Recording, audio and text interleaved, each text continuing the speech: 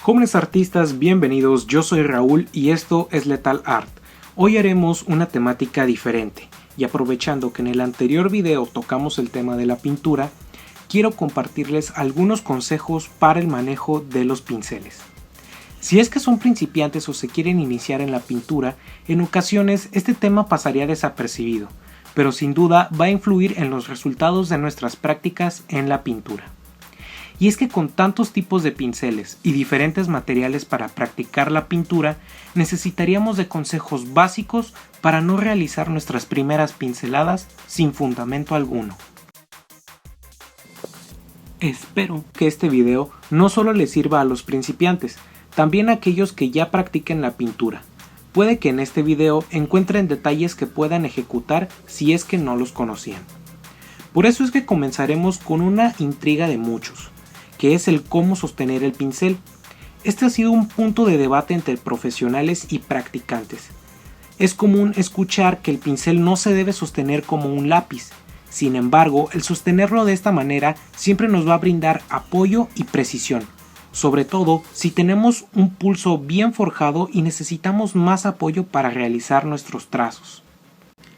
Observen que sosteniéndolo de esta manera, si queremos dar pinceladas precisas, detalles o seguir una pauta para hacer un trazo de precisión, es de gran ayuda que el pincel se encuentre en esta posición, la cual resulta mucho más cómoda si estamos acostumbrados a la técnica del dibujo. Es obvio que los profesores o personas con más experiencia recalquen que la forma correcta de sostenerlo es de este modo. Esta posición permite trazos precisos, extensos y sueltos. A esto le sumamos que la longitud de nuestro trazo siempre depende de dónde detonemos el movimiento. Si nace de nuestra muñeca, tendremos trazos cortos, de nuestro codo trazos medios, como los que estamos haciendo aquí. Y si nace del hombro, la longitud del trazo será mucho más extensa. En cambio, la precisión de nuestro pulso dependerá de qué tan cerca tenemos los dedos de la punta del pincel. Noten que para estas pinceladas acerqué más los dedos a la punta. En un cuadro real nos es de mucha ayuda para dar pinceladas en áreas muy cortas y requieren que nuestra mano tenga la precisión necesaria y, como ya vimos, los movimientos vendrían de la muñeca.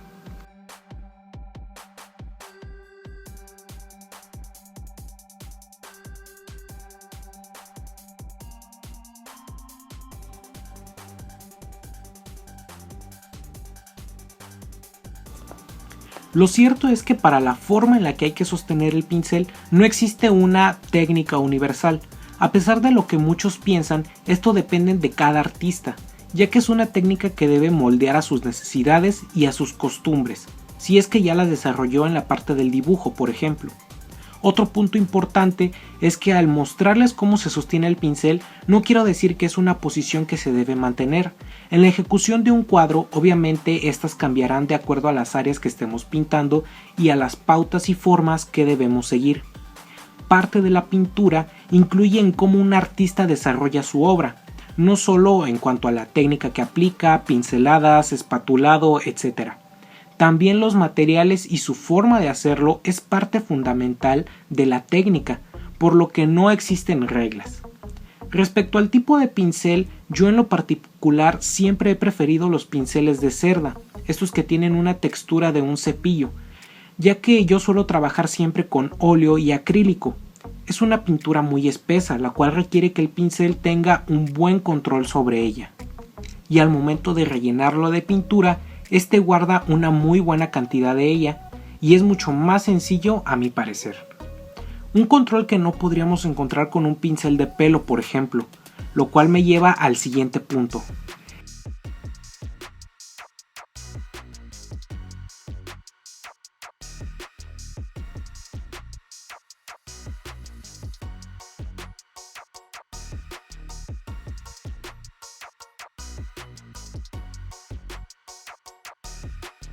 Entre tantos tipos de pinceles que hay, es importante saber cuáles debemos utilizar para cada técnica distinta que existe. Por ello, hay pinceles duros, blandos y de pelo, ya sea natural o sintético.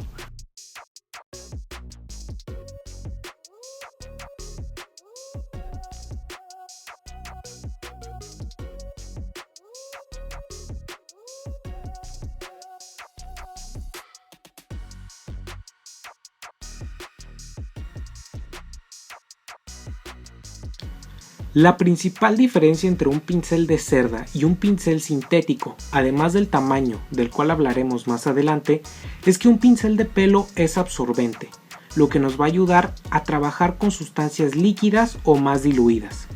Los pinceles de pelo sí se usan con el óleo o el acrílico, solo que es mucho más difícil cuando la pintura es directa y no está diluida.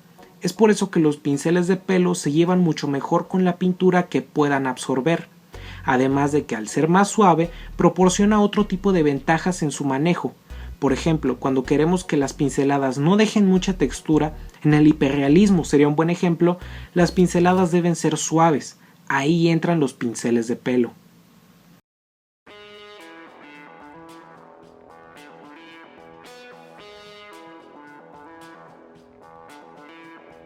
Como estos pinceles se llevan bien con pintura más líquida, son los más adecuados para trabajar con acuarela.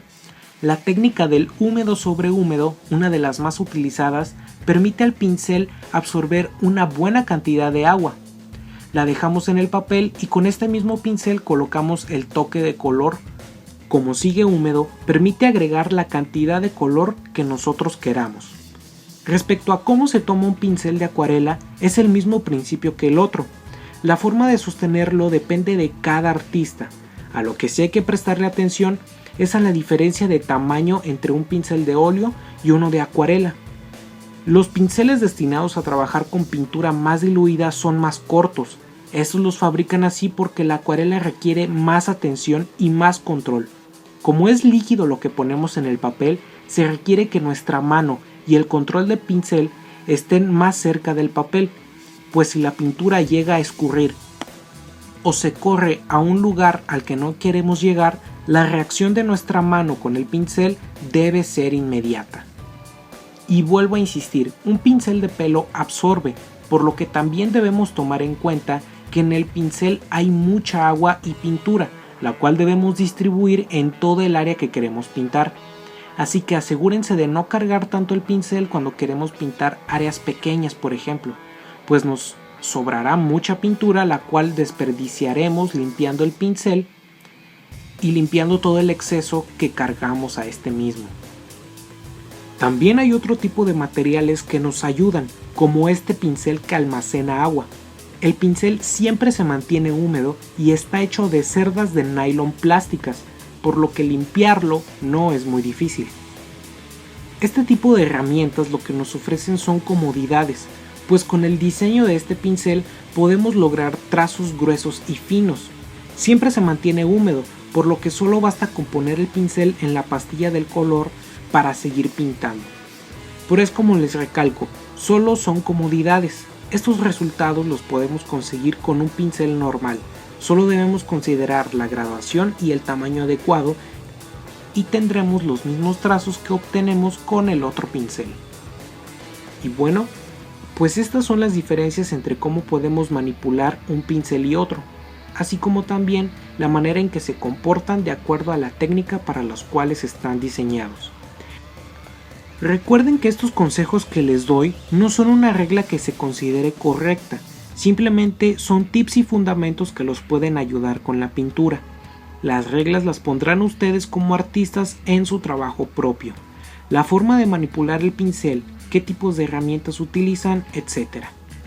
Esto ha sido todo por hoy. Si te gustó este video, deja un like. Y si te gusta el contenido de este canal, puedes suscribirte. Déjame los comentarios que quieras en la parte de abajo. Espero haber sido de ayuda. Nos vemos en un próximo video. Adiós, artistas.